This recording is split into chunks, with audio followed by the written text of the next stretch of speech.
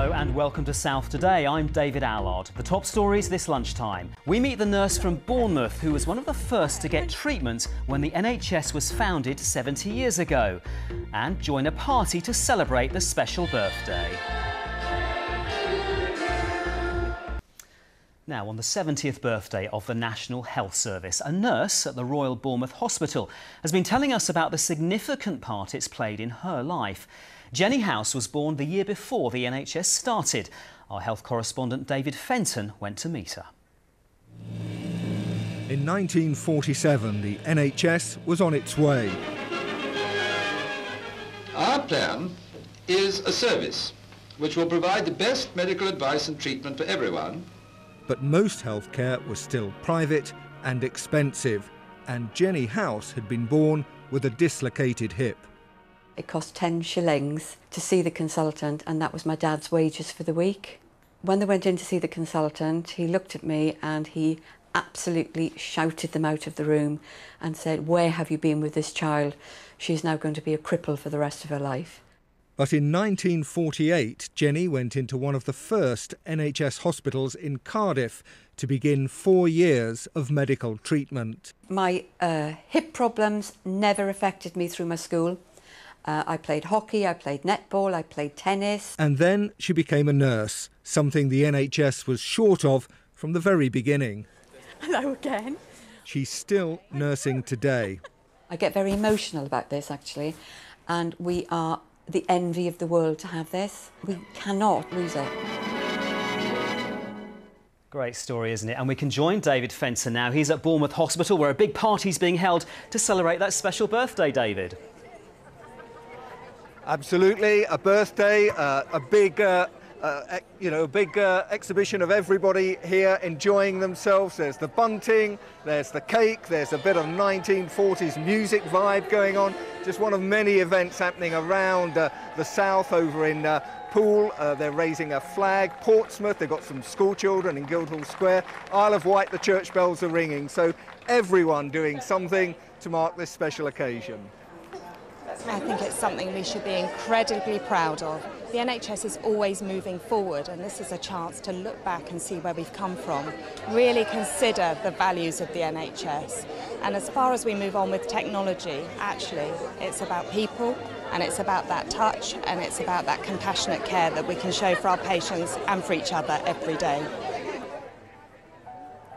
So tonight I'll be reporting live from inside the emergency department here, and let me just tell you, when this hospital was built, the A&E was open from 9 till 4, just 5 days a week. How things change.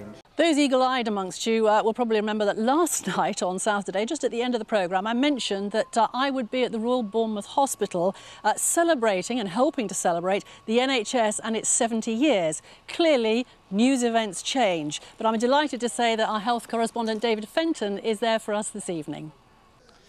Now, as a patient, coming into hospital, of course, is a big thing, but for the NHS, getting people out is just as important. And this is where they do that, and this is where they make sure that every bed that is free is freed up for people. And sometimes, so the hospital is just full, and then it's Abby's job to sort it out. And Abby's with me now. Abby, just how rammed can it get in here sometimes? I think Christmas Eve was particularly bad.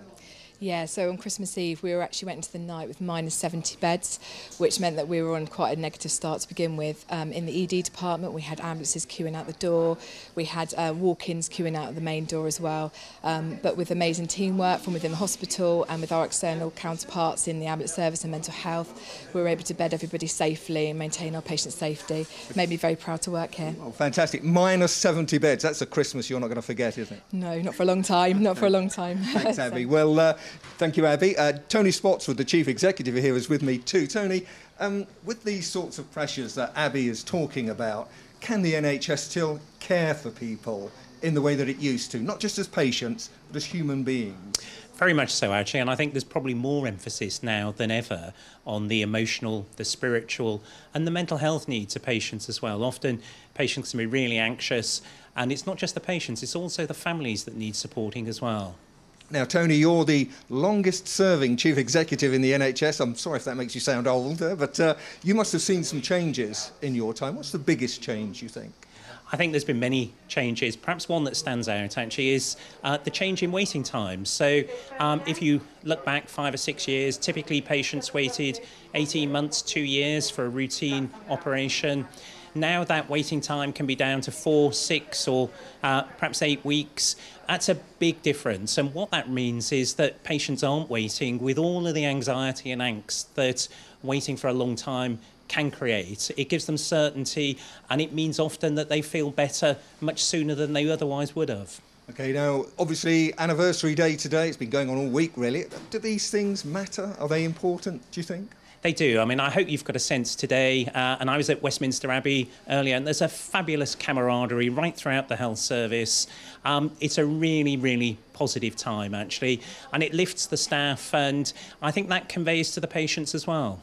It's been a great day here. I've met loads of people who are really sort of pushing the boat out to celebrate the NHS, all that it means for them, that's staff and patients as well. And I'm sure that has been going on all over the south at other places as well.